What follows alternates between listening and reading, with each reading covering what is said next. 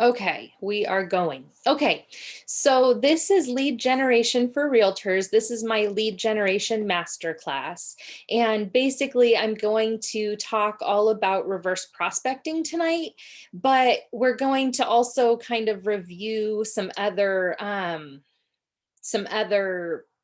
lead generation ideas, I guess, and methods as well. So we'll get started. So we'll start with who this training is for. This is for you if you're overwhelmed, stuck, anxious, confused, stressed out. Also, if you like to think outside of the box, if you don't want to be known as a pushy salesperson, or you want people coming up to you and asking you for your help, you're tired of old school strategies that have you chasing leads, you want to work on your schedule, and you want lead generation to be easy. Okay, so what are you going to learn today? Today, we're going to determine which marketing strategies you want to employ in your business. I'll give you a list of them for you to kind of hear about. You'll learn how to offer your services in a way that makes leads flock to you. You'll get clarity on what steps to take next to get your business up and running quickly. So, who is this training not for? Okay, this is not for you if you like working hard to get each and every lead. If you want to spend the majority of your time on lead generation, like hours a day. If you want to do what everyone else is doing, if you don't like trying new ideas, if you're not good with providing value, if you want an overnight success plan, and if you want to figure it all out on your own. Hi, Marilyn. Hi, sorry. No worries. All right, so a little bit about me. I'm a mom of four. I've been married for almost 20 years to the love of my life. I was first licensed in 2002. I started training agents and learned about reverse prospecting back in 2005. In 2008, I opened up my own real estate office. And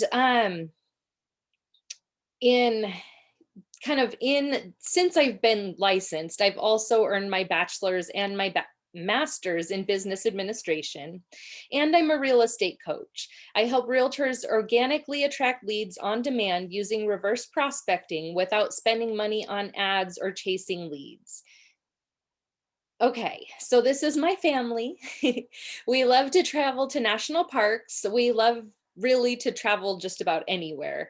We're huge Seattle Seahawks fans. We rock hound together. We often have photography contests, and we spend a lot of time in the mountains, at the beach, kind of just together is how we like to be.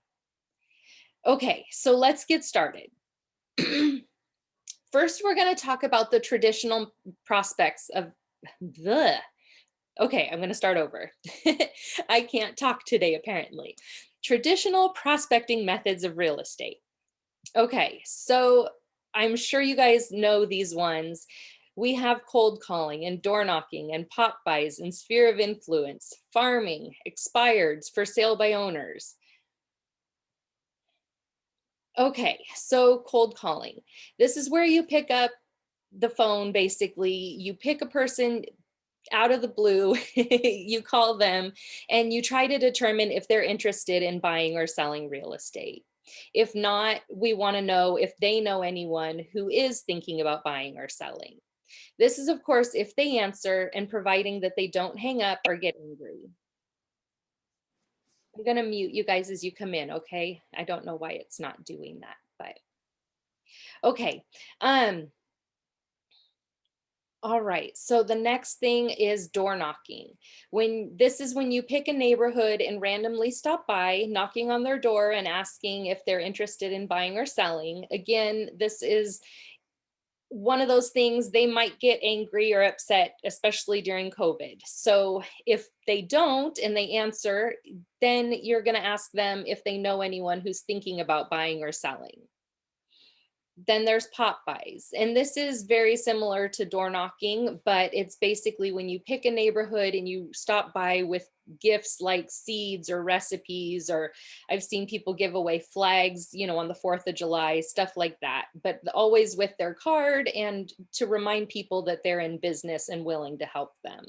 A lot of times this is used for past clients. It's used to ask for referrals. It's kind of a method of keeping you top of mind in a neighborhood.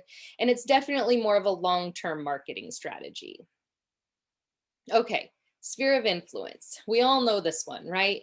The people that you know, your friends, family, coworkers, basically everyone that you know. This is pretty much what every broker tells us to do, right? Like get in touch with your sphere of influence and let everyone know that you're in real estate. This can be effective and it can get you leads and it can get you deals.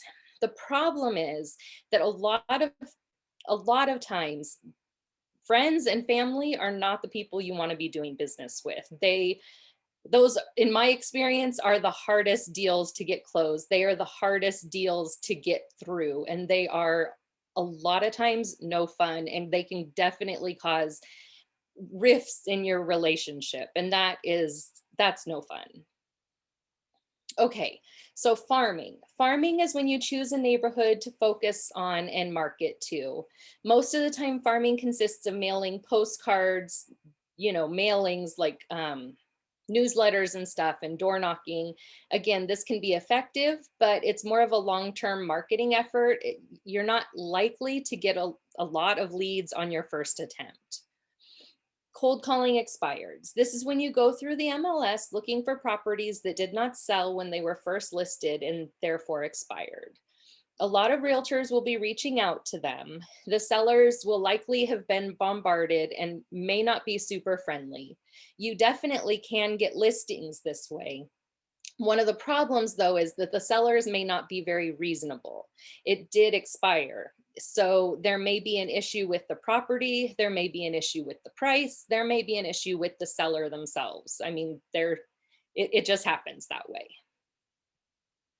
Okay, so for sale by owner, I think we know about this one too, right? A lot of realtors will be reaching out to them. Sellers, again, likely be bombarded, may not be super friendly, may not want to pay us. It can result in listings. It's they don't always want to work with a real estate agent. A lot of times they're trying to save money or think it's easy. Okay, so what do all of these things have in common? These are all methods for you to chase leads and prospects. Okay, so what's wrong with chasing people? Here's the deal, you guys. What is it you say when a salesperson walks up to you and you're in a store or something? Like, I think we all have the same response, right? I'm just looking.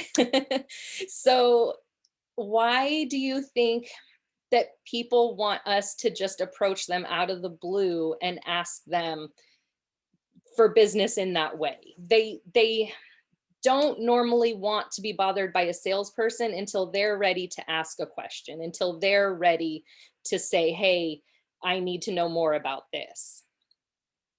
Okay, so how do you want to be known? Do you want to be known as a pushy salesperson or a knowledgeable professional? Well, my guess is knowledgeable professional.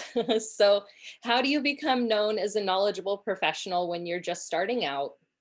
You need to start sharing value with your audience.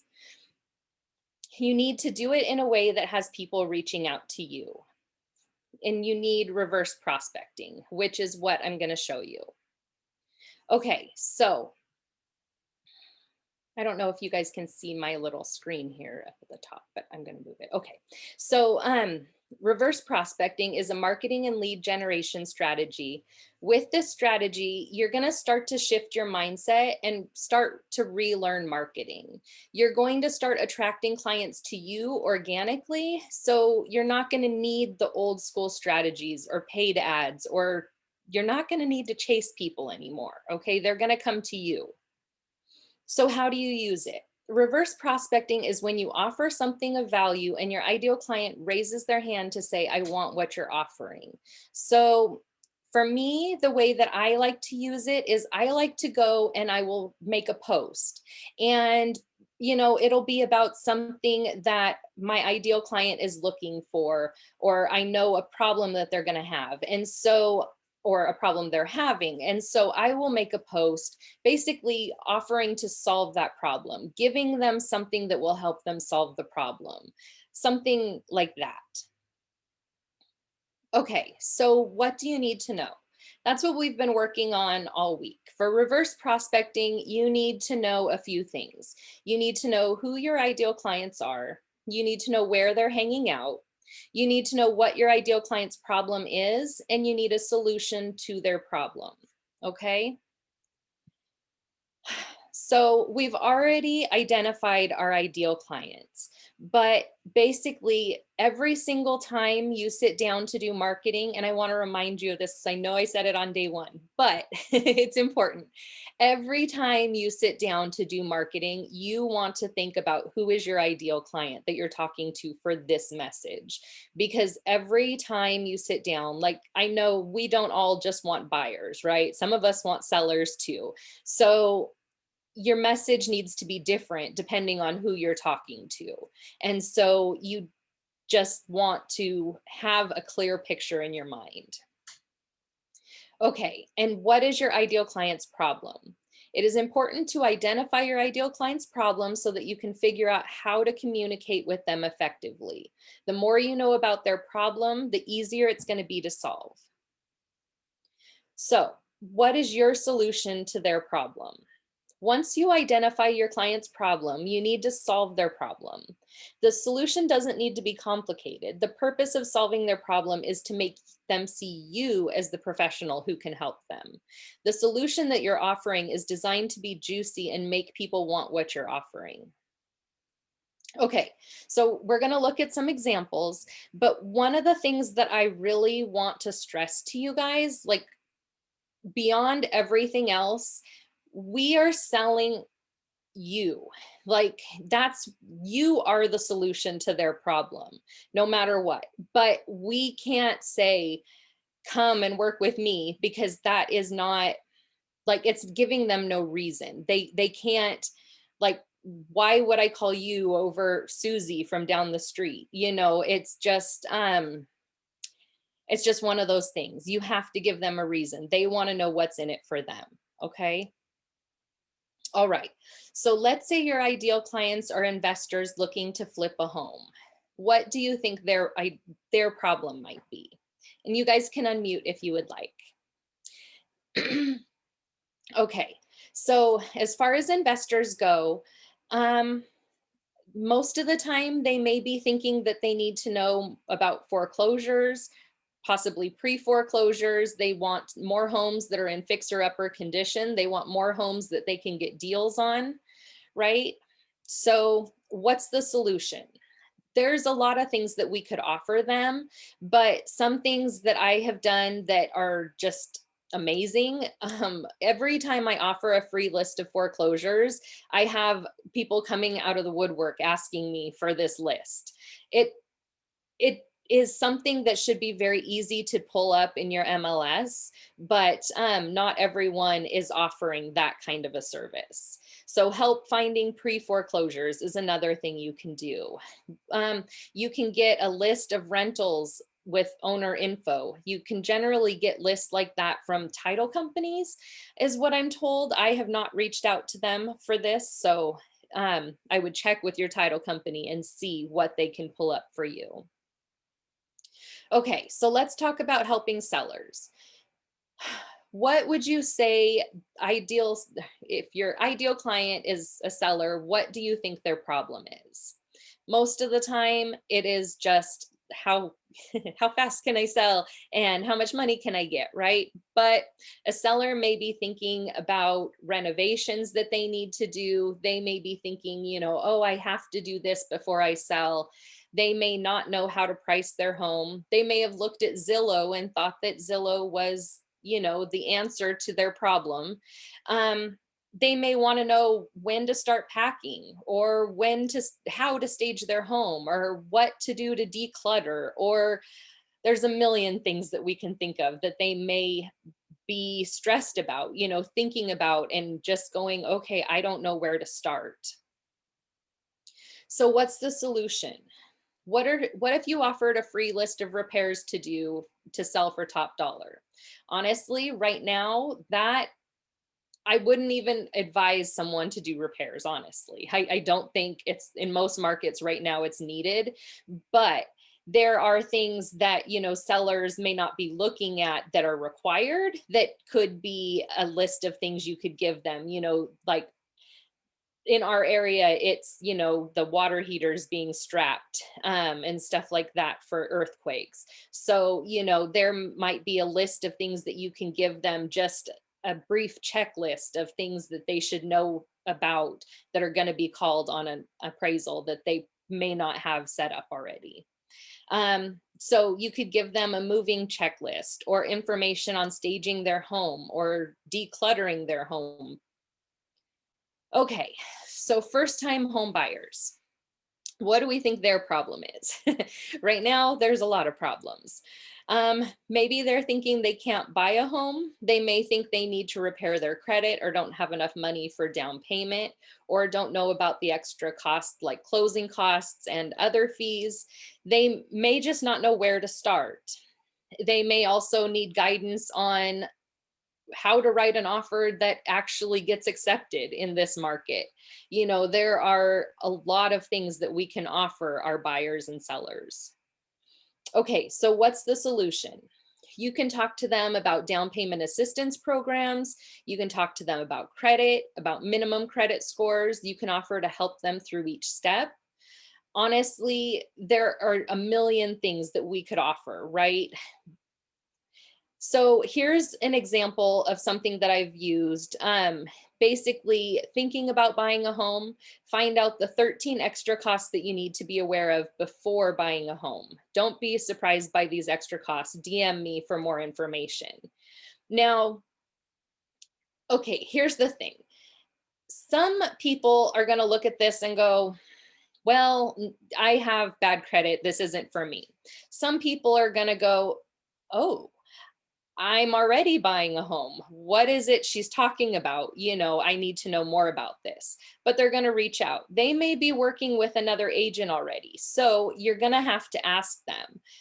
But you're going to also get the people who are not yet looking, like who are just getting started and thinking about it, going, oh my gosh, okay, I need this list. Like, what is this about? Okay. And so here's the deal. Well, let me back up. Okay, so when you put out an offer like this, when you put something in front of them that you can send to them that is like something that is like you just can't go Google, okay, what are 13 extra costs? Like you don't, or you can Google it, but you aren't thinking like, I wonder what 13 extra costs are that, I might not be thinking of. Like, no one is thinking that, right? So when you put out something in front of them that's like, oh, I might need to know about this, they're going to reach out and they're going to self identify and basically say, I think I need more information on this. And when I give them an easy way, like saying, just DM me for more information, that is a very easy way. It's like, non-evasive. I'm not asking for an email address. I'm not asking for a phone number. I'm just saying, hey, go ahead, send me a message and I'll send this to you. So it's really easy and not, not too intimidating. But from there, you can definitely start a conversation and go from there. Okay, so now what? Okay, there's a little more than just posting this on social media. You need to understand where to post it to get the best results. You need to know what you're going to send them. What costs do they need to know about if you're using that example? And actually, I want to go back to that. You guys can use this example because I do have this 13 costs PDF for you guys. Okay, so if you want, you can screenshot that or go back in the recording later on. Okay, so here's what's next. You need to know what to do with all the leads. You need to understand how to communicate with them in a way that makes them clamor for what you're offering. So I just showed you the formula that I use to attract over 100 leads to me with one post. The problem is that, okay, if 100 people come up to you right now, do you know how to handle them all? Do you have the ability? Basically, I have a system in place that I am able to nurture them all in one place. And basically, I feel like when you're doing that, you're creating an extra layer of loyalty. You're kind of you're building a trust with them, that they are going, oh gosh, this girl knows what she's talking about. And because you're in front of them all the time, they're like learning who you are, and they want to know more about you, and they want to work with you. Okay. So currently, I I don't know if you know how to convert them. And I haven't shown you all of the way to make them to, I guess, help you nurture them. But I want to show you. And I help all of my clients with this. Okay. So I'm offering everyone on the call a free Zoom strategy session with me. And basically, we'll go over the next steps that are specific to you and what I can do to help you move forward. We'll talk about your business, we'll talk about your struggles and your goals, and I'll tell you how I can help you. And then we'll explore, if we're a good fit, what it looks like to work together. Now, anyone who schedules a call with me, and Marilyn, you already have, so I'll send it to you. But anyone who schedules a strategy session with me, I will send you the copy of the 13 extra costs, my PDF that I have. Hi, Albert. Okay, so here's the link for the strategy session. If you have not had one, feel free to write this down real quick or screenshot it. And I would love to have a strategy session with you. I would love to help you and guide you and give you some ideas to help you move forward. Okay, so now it's question and answer time. So I want you guys to unmute and ask me any questions that you have.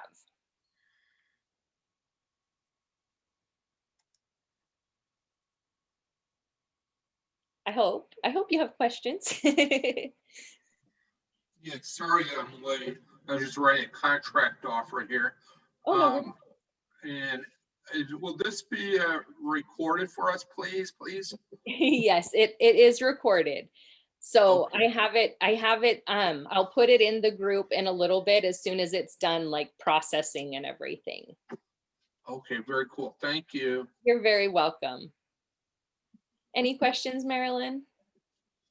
I'm just trying to think of what kind of a post I could do based on my ideal clients for distressed, Well, I'm thinking that with distressed, we can always do, I know when we were talking the other day, we were talking about, the gentleman that you had been kind of following and whatnot.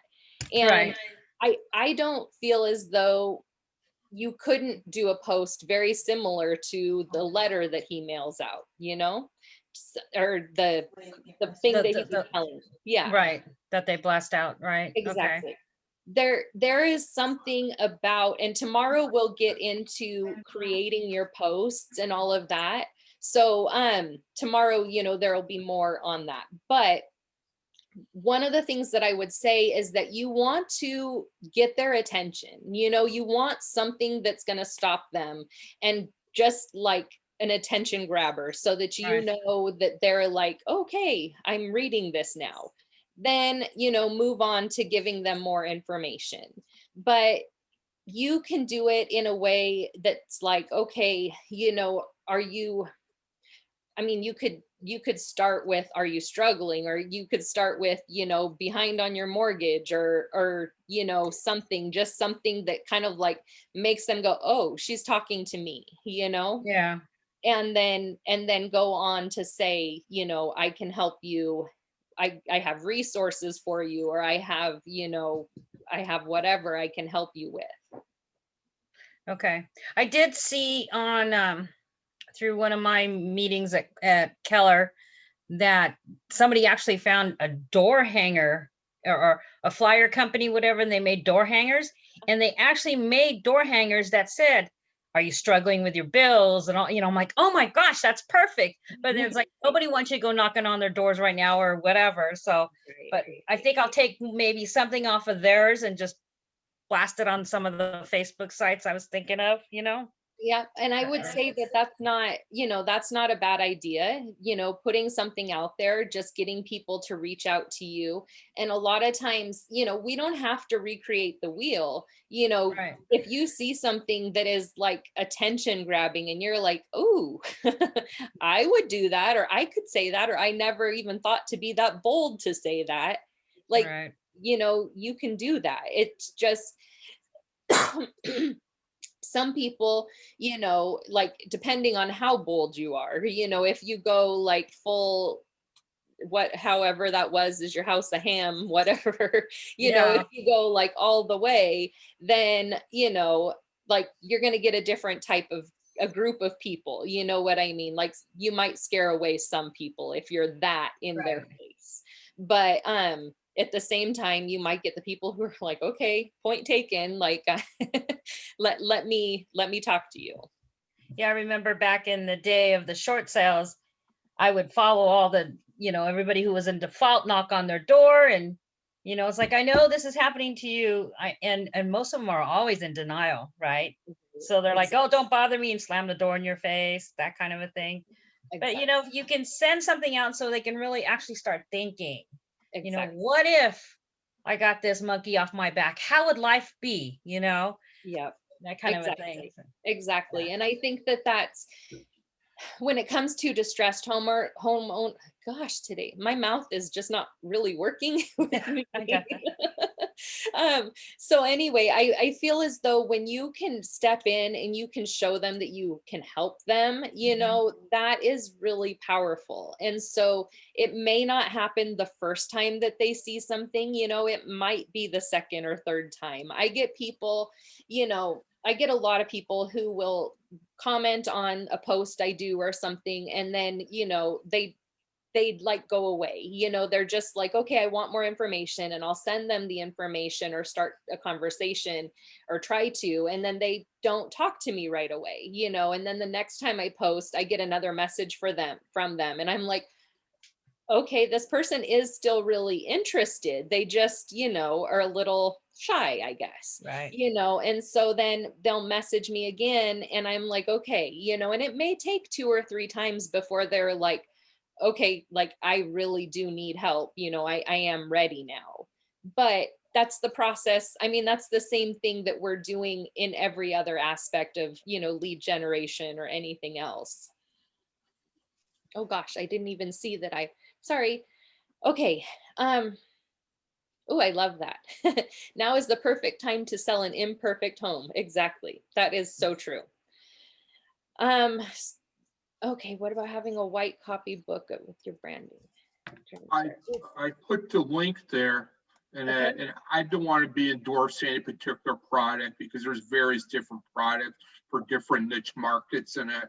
But I'm thinking about, like I mentioned to you before, getting my SRES, which people don't understand what that's it for seniors. Right. Senior specialization, working with senior population. And there's a book that, I could, put my branding on there. What do you think about that? Is, giving a book away, you're the local expert, and then I I think honestly, I think it's a great idea. When anything that you can give them, like if you're giving them something, you know what I mean? Like they're perceiving that as value, no matter what it is. Even if they don't consume it, they understand that you're giving them something.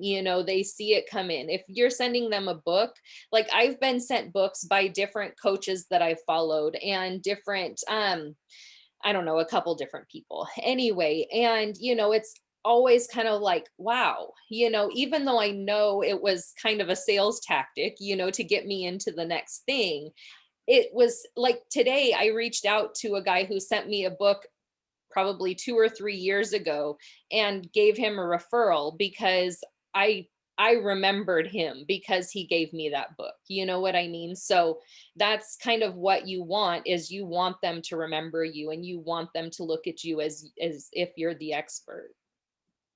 okay. So that's okay. I use that. All right. Thank you. Uh-huh, of course. Does anyone else have any questions or anything? No? Well, I will answer any, just so you guys know. It doesn't have to be about tonight necessarily. It can be about anything real estate related, I guess. Okay. All right. Well, then I guess if since there's no questions or anything, then I will get the recording put up. It normally takes a little while before Zoom notifies me, that it's done and everything, but I'll put it up. Um, you guys can definitely book a call with me if you would like to get that, Albert and Marilyn. I'll send you both that. I don't know, Albert, if I've sent you the 13 costs before. No, you Okay. haven't. Okay, so I'll send that to both of you guys. I'm Thank gonna you. write myself a note real quick though. Okay. 13 costs. Okay. All right. So I'm going to do tomorrow, we're going to basically work on creating our posts. And then on Saturday, I'll have another Q&A. And then on Saturday, I'll also announce the winner of the homework contest. Basically, and I hope you guys all remember, but basically, if you have completed the homework every day, on Saturday, you'll be entered into a drawing for a 1-hour coaching session. So, and then we'll work on whatever it is that you want to work on during that time. Okay. So, all right, guys, I have had fun tonight. I am always here if you guys need me or have any questions for me. And I hope you guys all have a good night. All right. Thank you. You too. Thank You're you. welcome. Thank you, you guys. Corey, Oh, Corey, yes, how do I get a hold of you other than, like, do I just you can instant just, message you? yeah, you can just message me and Okay, then we can talk that way. perfect. Thank Okay. you. All right. All right. You're welcome. I'll talk to Good you night. guys soon. All right. Good night. Good Bye-bye. night.